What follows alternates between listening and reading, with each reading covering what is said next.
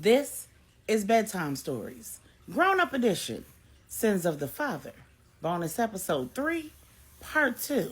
Yeah, this required a part 2. When we left off in part 1, Catherine was getting her boots rocked when Amir was done making a meal out of her. He put that baby Louisville slugger to work again. And just like the night before, Catherine showed him that age ain't nothing but a number. If this was going to be their one and only hurrah, she was going to make sure it was like a cup of Folgers.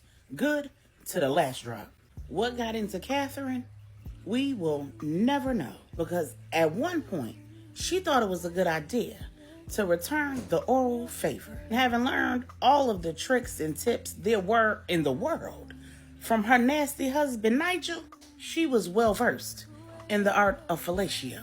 And while she may have been out of practice, it was like riding a bike. It quickly came back to her. And Amir quickly found out why letting an older woman take charge was not a good idea.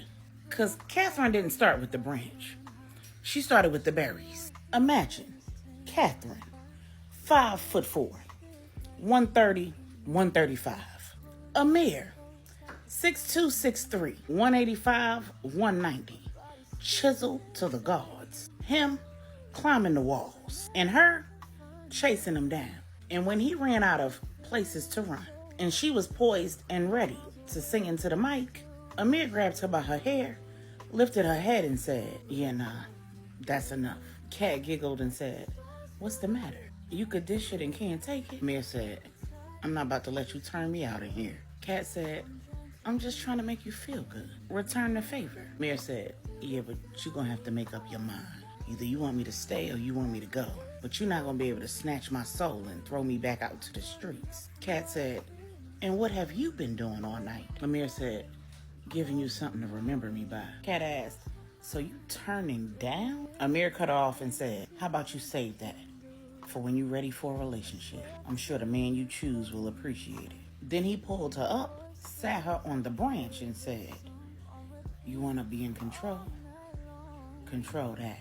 And then Catherine rode until the bell tolled 8. They had just enough time to shower, grab a bite to eat, and say their goodbyes. It was time for Amir to go pick up Sincere so that he could give Catherine his and his siblings' final decision. In Dallas, Regina had taken LJ straight to the hospital, and he'd gone kicking and screaming. He said, "Babe, I told you, I just need to get home and get some sleep. I'm fine." Regina said, "No, you're not. I've been doing this your way, and now we're doing it mine.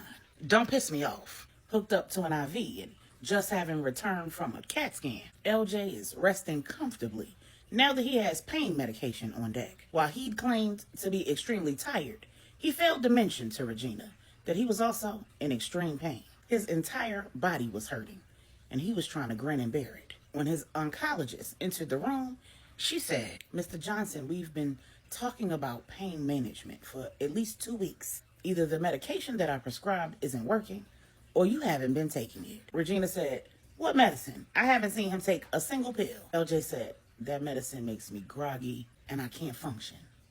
I'm raising children. I have a job." The doctor said, "And you have cancer. If you don't stay ahead of the pain, you're going to have more days like the one you had yesterday. You're severely dehydrated. You're spilling protein, and your heart rate is dangerously high. Now, we can hydrate you. We can treat the infection. But the only thing that we can do about the heart rate is pain management. I also believe that it's time that we start talking about palliative care." Regina said, "Palliative care?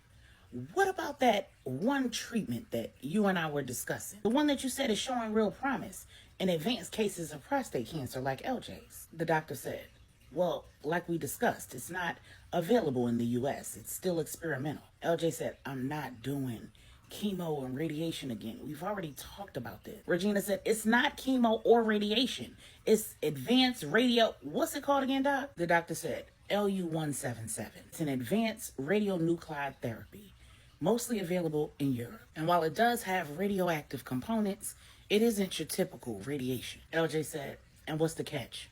"There's always a catch." Doctor said, "I'd have to send your records to ensure that you'd be a good candidate. You'd have to go overseas, and the cost is extensive." LJ said, "I'm not spending every dime that I've worked for, my children's college funds and their inheritance. Fighting a losing battle. I'm not doing it. Regina said, but the families, we have access. LJ said, I'm not asking anybody for a dime. If you can't respect my decision, you need to go home. I'm done having this argument with you. I'm done holding out hope, waiting for a miracle. Not one of us is going to make it out of life alive. It's my time, Regina. Regina said, but LJ said, go home. Regina said, you putting me out your hospital room? LJ said, I'm putting you out the hospital. Go home. Regina said, LJ. LJ said, don't make me call security. Meanwhile, in Miami, True and CT are at the St. James family estate, sitting in the garden, having a conversation. True asked, CT, let me ask you a question. How would you feel? What would you do if Stephanie just spontaneously got pregnant? CT said, when? Like now or in the future? After we've worked through all of this and figured out a system. True said, right now. CT said, I think that I would be overjoyed on one hand because I'd know that God is still in the blessing business. But on the other hand, I'd have to say I'd be a tad bit trepidatious. True said, yeah, I can understand that. I guess I probably know the answer to this, but what would you want Stephanie to do? Corey said, this time around, I'd want her to stay sane. True laughed and said, I think you know I mean about the business. Corey said, I don't know. My first priority is the safety of my family. I still want her to give all this up.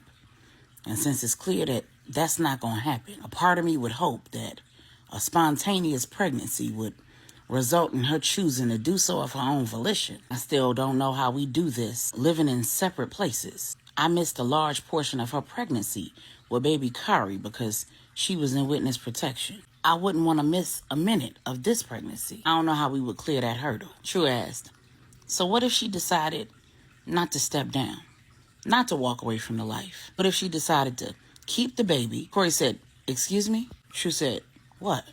What did I say? Corey said, I'd like to hope that wouldn't be in question. True said, her body, her choice. All women have choices. Corey said, okay, well, let's not debate that one because I don't want to piss you off and I don't want you pissing me off. True said, okay, be easy. Let's say she decides to keep the baby, but she also decides to continue pursuing Queen Pen. What would that mean for you? Your ministry, where the three of you currently reside. Your marriage. Corey said, some of these questions I can't answer, True. I don't make decisions arbitrarily, and I try my best not to seek my own will. Obviously, I have preferences, but in all of this, I've sought God and followed his commands. True said, so God told you and Stephanie to be screwing like rabbits? Corey laughed and said, that girl talked too much. God has been silent on that topic, but I've certainly asked. I've even sought wise counsel, and as far as I can tell, God still sees us as husband and wife. True asked, but I thought you said God told you to divorce her. Corey said, he did, but he had me do that for her, not me. He was very clear when he gave me the instruction that I wasn't free to move on.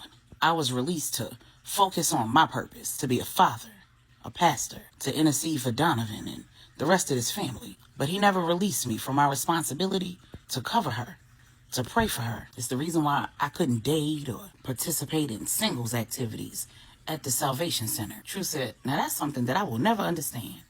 How do you remain loyal to somebody you're not with? Corey said, you don't. You remain loyal to God's commands, to the vows that you take. There's a reason why the negative is before the positive in those vows. True said, I don't get it. Corey said, in sickness and in health, because you should be right there with the person that God assigned you to, walking with them through their sickness and helping get them back to good health. Sometimes that sickness is physical. Sometimes it's emotional. And sometimes it's spiritual. Sometimes we walk away from people who we don't ever want to have to live without because it's the only way to save them from their own sickness and because it's the only way to save yourself from being infected too. Look around, True. When True went to look around the garden, Corey said, no, look around at the couples that are around us right now. They're all fighting battles, won or both of them are sick. They're either fighting that sickness together or fighting one another. Some of them are going to come out on the other side better, and some are going to have to separate. Whether that separation is permanent or temporary is up to them and God. But whether they make it or not is going to be dependent on how willing they are to surrender their own will to God's, and how committed they are to that vow to walk with and fight through that sickness until their partner, their marriage or relationship is back in good health. And some of the people in those relationships just need to get healthy themselves, and everything else will fall right into place in those relationships. But I don't think you even need to look around, because I think you know about some of that yourself. True said, so back to this hypothetical situation where Stephanie is pregnant. When's the last time you talked to Melissa? Corey said, it's been a few days. Why? True said, I think you should call and check on her and let me know how that conversation goes. Then True got up and walked off because she was not prepared to have the big wood conversation with CT. Corey chuckled and shook his head. Then he said to True's back, you can't run forever, True. Eventually, you're going to have to decide. Meanwhile, inside the house, Amir has arrived with Sincere. Sincere looks like he's been through a blender. He obviously did not get a good night's sleep. And unlike Catherine and Amir, it is not because he was having a good time. Catherine said, you look worse for the wear. What's the verdict? Sincere said, we're all in. It wasn't easy, but we're all in.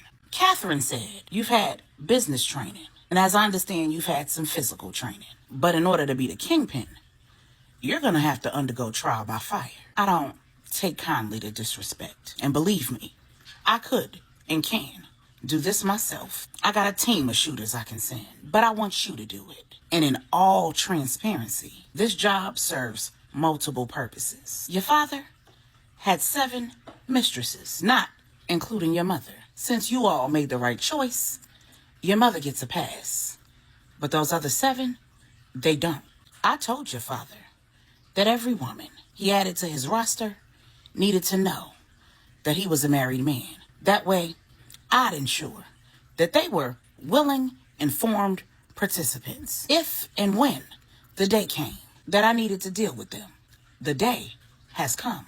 If I'm grieving and his family's grieving, then so should theirs. It may not be their faults that he's gone, but they willfully chose to be my enemies. See, when you play with other people's emotions, you don't get to tell them how to react or how to respond.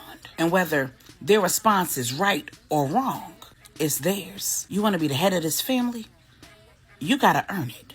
In the same way everybody else has dirt and blood on their hands, you got to get some on yours. So, Amir is responsible for ensuring that you get the training you need and preparation for your coronation. He's also responsible for providing you with the identities of my 7 enemies. Handle them.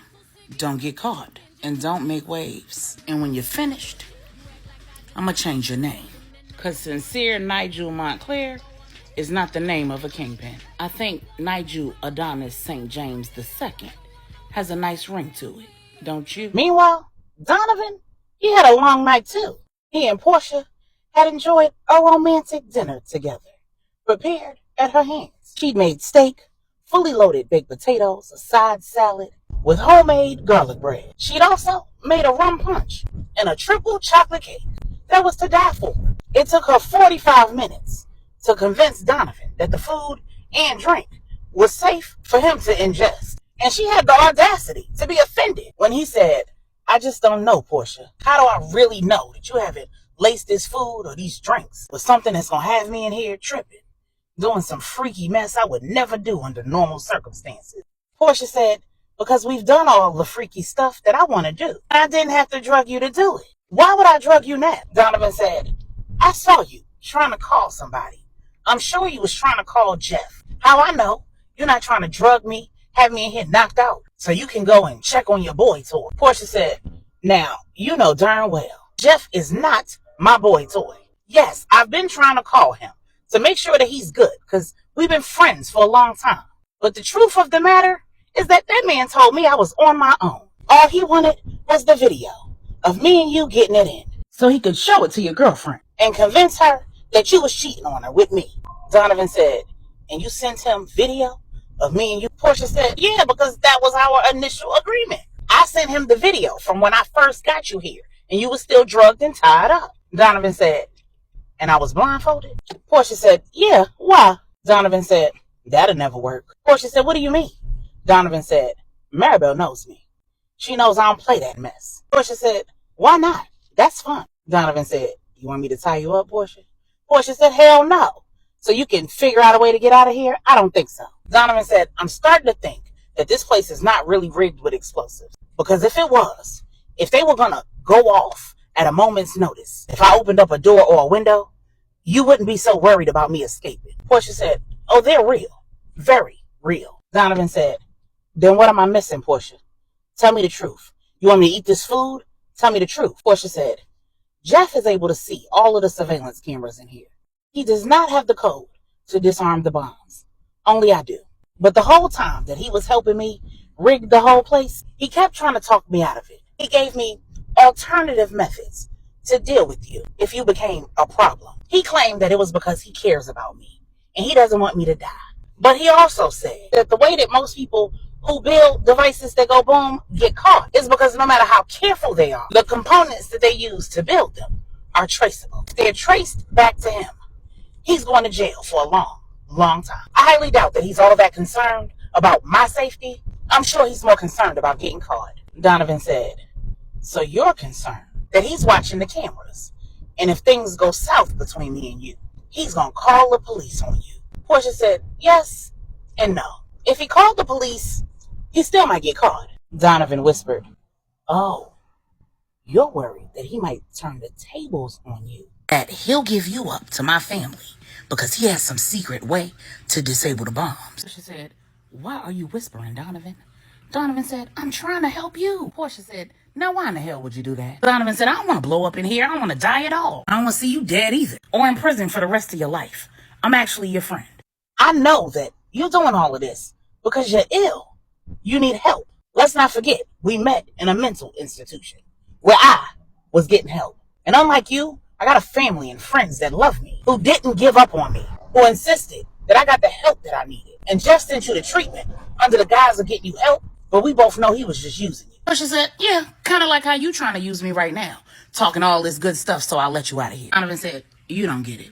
I got out of treatment by working the program, because the program actually worked, because God works. I'm not the man I was when I got there. If I was, I'd have killed you already, took that cell phone and called my family. Believe me, I might not know how to get out of here, but they damn sure get me out of here. God's the reason I haven't. Portia said, well, keep listening to God, because you don't want to do that. Because you killed me and the whole place is going up. Every few hours, I got to go in the system and put a code in. A code that's auto-generated from another system using face recognition software. I got to be alive for it to work. Donovan said, P, this is crazy. Portia said, I know. Donovan said, we're both walking out of here alive, Portia. I believe that God has a plan for all of this. He has a plan for me, and he has a plan for you too. Maybe his plan is for you to have a baby. Give you somebody to love you. Give you a reason to live, to get better, to get the help that you need. I could blow smoke up your behind and tell you that I love you and I want to spend the rest of my life with you. But it would be a lie and you'd see right through it. The truth is I care about you, P. I'm your friend, for real. And I want what's best for my friends.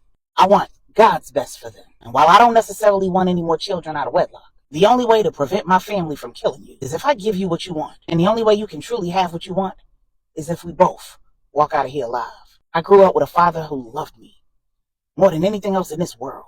Every choice and decision that he made in his life was for me and my siblings, of course. And that's the same kind of father that I strive to be. My children need me, Portia. And if you get pregnant, that baby's gonna need me too. Not only do you need to be alive, but you need to not be in jail too.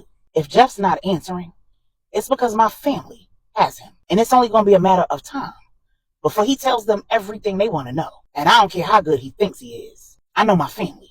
And I know Rennie. And if you think you crazy, you ain't got nothing on her. I've seen her inject men with things that made them tell everything in a matter of minutes. Jeff is going to give it all up and my family is going to come in here. Maybe not guns blazing, but you look better walking out of this house with me before they come for us. And you're going to need to be pregnant when we do.